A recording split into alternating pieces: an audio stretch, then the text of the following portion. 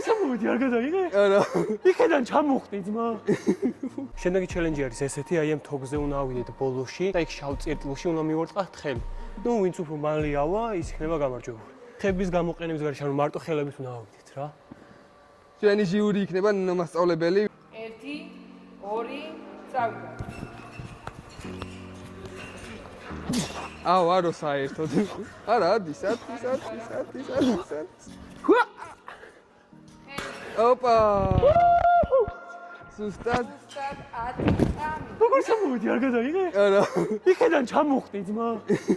და ეხლა შემიჯერე და უნდა გავამჯობესო 10 წამზე ნაკლები მაინც მინდა. წავიდა. 3